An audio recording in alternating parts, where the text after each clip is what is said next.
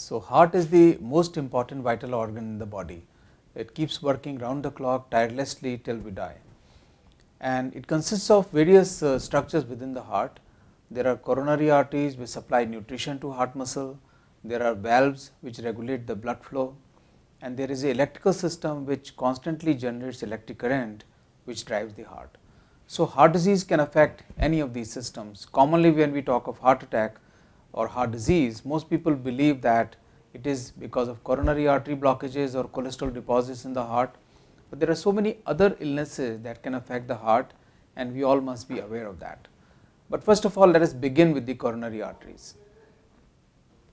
Coronary artery disease occurs because of cholesterol deposits within the lumen of the coronary arteries, which narrows the lumen, and there is reduction in the blood supply to the heart muscle.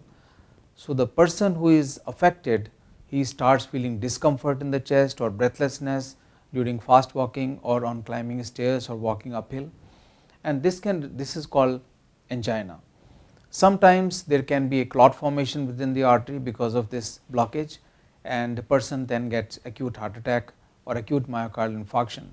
During this, the blood supply is totally cut off, and unless the blood supply is restored immediately by intravenous medicine or with the help of angioplasty, the person can suffer damage to the heart becomes weak, and the person becomes susceptible to increased risk of sudden death. Now, sometimes the diagnosis of heart attack becomes very confusing both to the patient and to the doctor, because the patients who are otherwise absolutely healthy can suddenly develop acute heart attack, and they get confused because often the symptoms are not very severe. They may feel like indigestion, or sometimes the doctors are not able to recognize it on the ECG because the ECG is often quite normal or normal looking, and it can be missed immediately. So, patients often then present late to the hospital, and they, in the meantime, they suffer damage.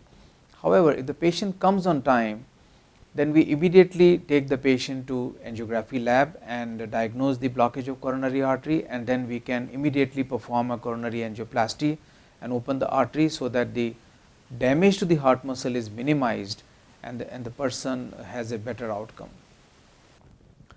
Now, besides the coronary system, we have a electrical system of heart which can also become disordered or can develop a disease process, which can result in either a very slow heart rate or a very fast heart rate. If the patient develops a very slow heart rhythm, which we call bradycardia, there can be weakness, there can be dizziness, there can be fainting. If the heart beating becomes very fast, generally one gets a feeling of palpitations or fast heartbeat, but sometimes the heart beating can go out of control, which can result in very low blood pressure and the person can collapse. Now, when one has a slow heart beating, we can manage it with the help of a pacemaker. All of you must have heard about pacemaker. It is an electronic device.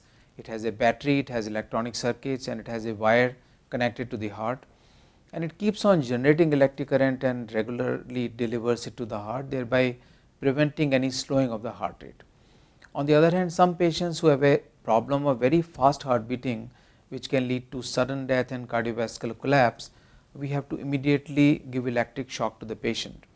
As you might have heard, there is a thing called defibrillator, which is kept at in all the hospital emergencies and at the airports and at the all important locations, where if a person has sudden cardiac arrest because of a severe heart rhythm problem, we can immediately deliver electric shock and save life of patient.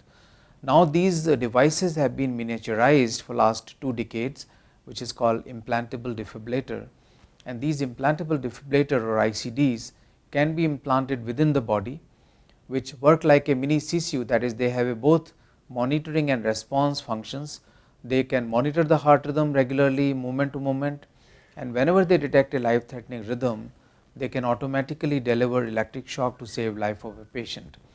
These devices are implanted in patients who have tendency for sudden death, particularly those patients who have suffered a heart attack and whose heart function has gone down, that is, they have a condition that we call low ejection fraction, or in other words, the pumping efficiency of the heart has already gone down.